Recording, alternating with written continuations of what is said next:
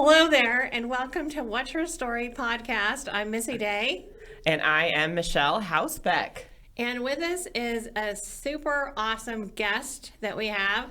Would you like to introduce yourself? Hello, my name is John Molchon, and I am a NFL free agent, and I'm just excited to be here. Thanks for having me. We're so excited that you're here. So I recently... Okay, that's enough. It kept going.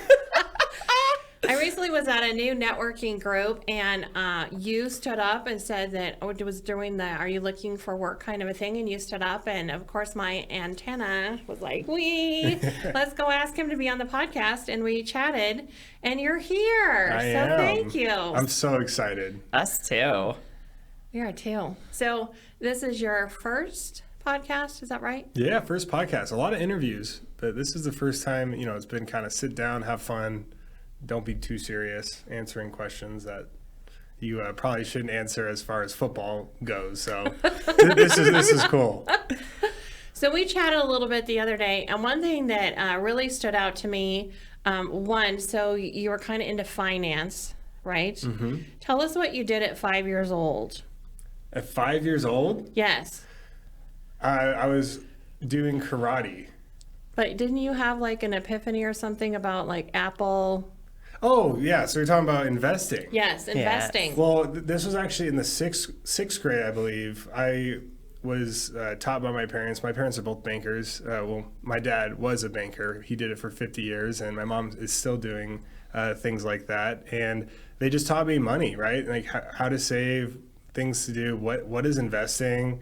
And they did it in a fun way. They just basically broke down, listen, just tell me like things that you like. So I was like, I like Under Armour because I like their shoes at the time. And I was like, I like Apple because I love their products because they're fun.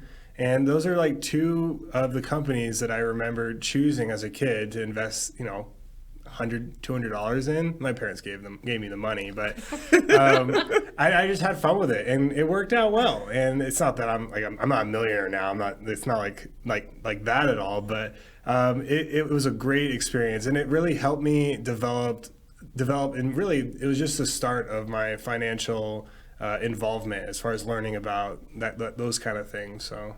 Are you still an avid trader on your own or investor? No. No. I will not do that. That is too nerve-wracking. And I know people are very successful doing that, but I just let the mutual funds or ETFs or just the general stuff just kind of take care of itself. Put it away, let it grow kind of mentality. Don't look at it every day, but Yeah. But where did your love for football come in? When did that come in? And then how do you go from NFL, I love football, to, I also like to do finance stuff? I think education started first for me, which I was very fortunate. Before I realized that I had the potential to kind of do the highest level of football, I realized that grades were the most important thing to me. And I wanted to make sure whatever way I could make it possible, I wanted to pay for college on my own. That was my ultimate goal as a kid, because I think that's the most honorary thing to do for your family, if you can get that done, is to kind of relieve that burden of debt. And I just think that being able to focus only on school and sports was really the key to my success. And I had that privilege, and I really have to thank my parents for that, for really pouring into me and allowing me to just have fun and also focus on school. So there was always an expectation before I even got to football that I needed to hold a certain GPA and kind of stay up to date and do well in school before I had the privilege of getting my energy out, right? Mm-hmm. But my love of football started before it was basketball. So I thought I was going to be an NBA guy. And then I was tall, but I actually kept growing in like width or strength or girth or whatever. So then all of a sudden, I was a better tool for, I guess, football. And then I had a great group of coaches in the 7th grade kind of grabbed me. And I started off doing the fastest positions, and then all of a sudden I kept getting bigger and stronger. And then all of a sudden I went to offensive line, which is where I ended up at the highest level. So it's been a crazy progression, but I never thought I was going to be an NFL football player. I thought, my goal was to get to college on a full ride, educational or sports, or maybe play basketball. When did it hit you that, oh man, I really could get into the NFL? I think before I even get there, it's like, oh man, I could really get into college. And that was, I had my coach basically sat me down and was like, I wanted to play tight end. I wanted to catch the ball. I wanted to be the one scoring touchdowns. It's fun doing that. Everyone looks at that person. No one looks at the offensive line. And then he sat me down and said, listen, I know what you would really succeed at. And he was like, offensive line. And I was like, no, I don't want to do that. Like, that's not the cool position. I want to be making plays and stuff. And then long story short, he got me in it and I loved it. And that's what really sparked my interest in that position specifically. And that's what got me traction to get to college. And then I accomplished my first goal. I was able to get a full ride into Boise State and I had a blast there. And I think my junior year was the first year that I was like, I could do this. Like after getting a couple years under my belt and feeling good about it, I was like, I'm gonna give it a shot. Like, what do I have to lose, right? So that's probably when. So what is it that you enjoyed the most in the NFL? I would say the people. There's so many first-class human beings that I got to meet. Like, just amazing people that you could always trust. They're accountable. They have their own standards, their own expectations of what they want. And they're just very successful people and healthy. They like to move their body. They like to be active. And just overall, like the people in the locker room and just the day-to-day experiences is what really wins with sports, in my opinion. So he has a beautiful Super Bowl ring. I mean, it's huge, like huge. How many diamonds are in that thing again? I think it's 318. I have to go look that up on Wikipedia again, but we had a pamphlet and it had all the cool designs and why they did that. And I got to go rediscover that. But there's a lot of cool stuff. All those rings have really cool history to them. Yeah, and a fun fact that I learned from John was each Super Bowl ring is custom made per the team and records and obviously input from the team. Exactly. Like statistics matter, and it's kind of like defining points in a season. Like you look back on it, you're like, we're going to add that to the ring. So like each year, those rings are very very telling in like what happened that year for that team who won it all. So it's really cool to see those as they come out each year. Do you get to keep your outfit? Whoa! And you're a sports girl too. Oh my word! Yeah. The uniform. Do you get to keep your outfit? Yeah, the business clothes. So, those leggings that you wear. No, I don't have the full setup, but you do. Guys do keep jerseys and helmets, and at that point it's just such a celebration. I mean, I think most guys just forgot like to grab it because you're just celebrating. But yeah, I have a lot of cool stuff that I've got to keep over those times. So I think that's awesome. Yes. Well, right now in free agency, you are taking that time though to do job shadowing. Yeah. So tell us a little bit about that and who you've been shadowing and how that's going. Mostly right now it's been, well, first of all, I went to Christian Business Network and it was very fruitful. I mean, I'm booked for 2 weeks and I'm going to take a break after, but just so many amazing businesses that wanted to pour into me. And I thought I was in a unique situation. I had the privilege to not like have to jump into a job right away. So I just wanted to ask tough questions and like figure out like what else excites me, because I know as soon as I find that, it's all in, right? And I just had a great luxury to find that career, and I'm still working on it. But a lot of it's financial institutions, whether it's investment banks or investing, maybe in real estate, or maybe doing like commercial or residential real estate, things like that. So it's been like really fun so far. It's been a lot of thinking too, a lot more than I thought I would be doing. So it's a lot to figure out because.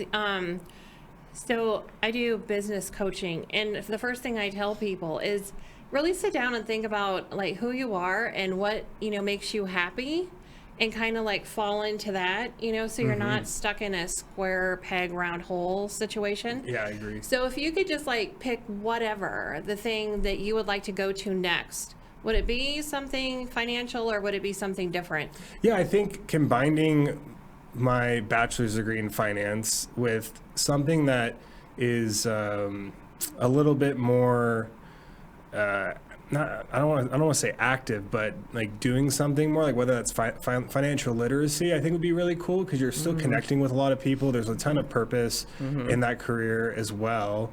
I think like something like that would be really fun too. But I would like to meld the two, whether it be like finance and something else, or I think the purpose, like you said, is the main part of it, and finding that is going to be what gives you that amazing career. Right.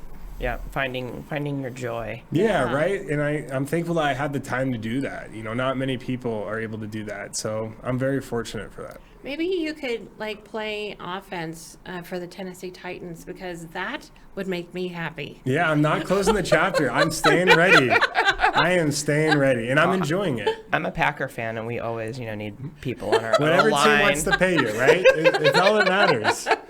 No, I am enjoying. I'm still training extremely hard for it. Every day, it's very detailed on my preparation, just making sure I'm staying ready, so you don't have to get ready. And it's been fun. I've been able to also learn how to really clean a house, like not just pick up after yourself.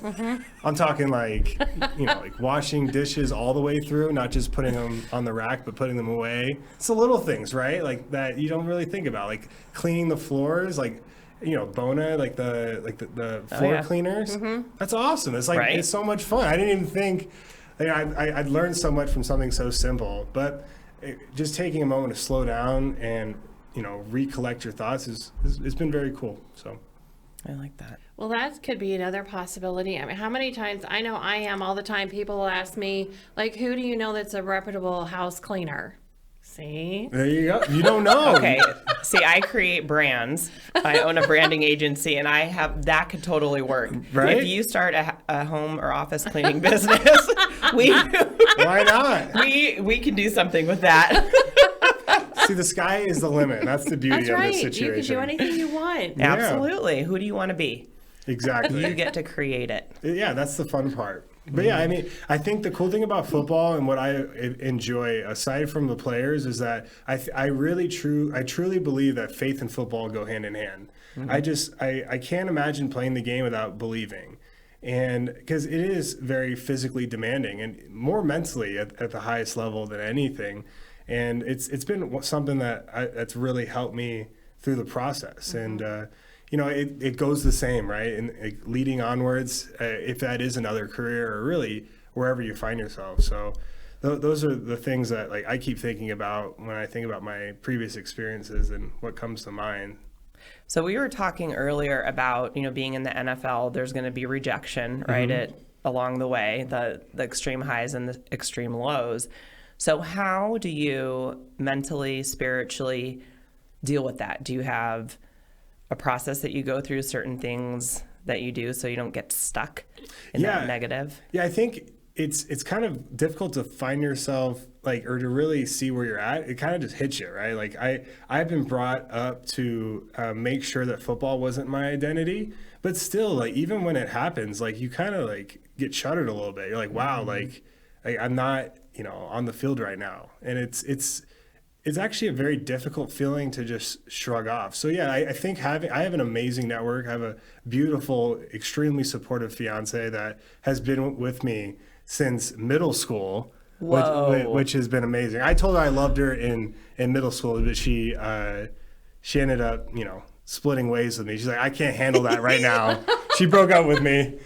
Which is the cutest thing ever, because I didn't know what love meant there, but I stuck to it. We did our own thing in college, and we reconnected, and it was perfect. And it's people like her and my parents, and like even extending past my parents. There's so much support, and I think just being thankful has really made the difference. That's great. That's an awesome story. It is. She's the best. Did you guys write notes to one another, like pass in class? We probably did. Okay. We probably It'd be did. Fun to read those. Yeah. I mean, I didn't keep them because I had a hard time with organization back in the day. I was good at school, but as far as keeping things in order, and that wasn't really the big thing for me, but whatever. So who are some people that are like your mentors, people that you look up to, that you like take advice from on who to be and how to be? Wow. I think my parents is, for how well they set me up to succeed, I think speaks volumes to me at least, and it also speaks volumes to how we want to raise our kids. Even Haley's parents are very supportive, and they've really helped us a ton. And I think when we talk about mentoring, and mentoring in life, I don't know what's a better example, right? Both of our parents. But as far as, as I grow older, I think the guys I got that, are similar age with me, I think we're all helping each other out. And don't get me wrong, I have a ton of mentors, whether it's in one field or the other. I have a huge base of connections of people that just love me, and I love them for that, right? And they're just so supportive, and they want to help leave a legacy for not only themselves, but to help people like me. And I don't know, I can't even come up with, if you give me an industry, I could probably say one, but it's nuts, how much support there is. Good. Well, let's just say in the NFL, who would be somebody that you look up to? There's a guy by the name of Josh Wells. He's with Jacksonville, but I played with him for 3 years, and as a Christian mentor, which is unique because he's also in football. I've spent days, 14, 16-hour days, 12-hour days, not that crazy, but in camp, right? And you're thinking wow, am I gonna get through this? And he helps pull you through, right? Or when you get to those cut days where they reduce the roster down, how am I gonna get through this? And he was really there to support you spiritually, so where this worldliness didn't really matter. What was gonna happen, and it's guys like that. The whole room is amazing. All those guys are amazing. I wish I could show them off to everybody. And I think that's why those memories are so strong. And then what about in the financial world? Is there anybody in that world? Oh, I got a lot of those. And most of it's family, friends, right? And it's not even it has nothing really to do with money. It's just that people want to pour into me, and that's what makes me so fortunate, and and very thankful for that. And they just want to continue to work and build young people, and I think that's something that everyone should do, and that's something that I will do when I find my footing, right? Are there specific pieces of advice or lessons that really stand out to you, one or two of them that is just constantly in your mind? I think first and foremost, just being respectful, right? You don't know, I didn't know who would help me in this journey, 4 years ago, a year ago, you name it, right? When I was in high school. So I just think being decent is the standard, right? And not just being decent, but being very respectful, because you never know who's going through a tough time, and you never know if you made their day. And that's what's going to help you in the future. And if you want people to help pour into you, you got to appreciate those people and not blow them off and be disrespectful. But I think for number two, it would just be growing your financial mindset, understanding how things work. You don't have to be rich, just understanding what's a bond or what's a stock or what's a bank account, and where how much money should you save, or how much money, if you can save, it's good to save. Those basic things, right? I think really helped me succeed, so I could do better planning in a potential career switch, right? There's not as much rush. Right. You remind me a lot of Tim Tebow. Yeah? Yeah. And you the way you choose words and how you speak, about things like that, it's kind of refreshing, actually. It is. Well, he's first class as well. I mean, that guy is a legend. But I think just making sure that you don't have to have that ego. There's no need for that. I think because when you need help and you had that ego, like people are going to shrug you off. Right. And I think I know everyone needs help at some point, which is totally healthy and normal. So, Wow. We were talking about financial literacy as maybe a path for you, and the more I hear you speak, I see a little glimmer in your eye. Yeah, no, it's exciting. If you could help someone learn to, like, just save a little bit, it's powerful. And this isn't, this is for everybody. It's not for the ultra rich or the ultra poor. It's for everybody. And I think that's something that we all share in the economy, right? It's like being able to plan and work your money well with what you got, right? Well, I am very thankful, one, that I met you, and I'm so thankful that you're on the podcast today. Yes. And if there's anybody out there that wants to get a hold of you, how can they do that? I think my socials are the best way to go. I should have a LinkedIn, but I think my sisters took care of it, which they've had my LinkedIn profile, I think, since I was in middle school. They knew. My sisters are the best, and I need to get the password to that. But social media, John Molchon, at John Molchon on really all of them is where the best place to find me. But yeah, I should get that LinkedIn checked out. You should. Yeah, that's awesome. And so thank you, everybody that joined us today on the podcast, and we look forward to seeing you again real soon.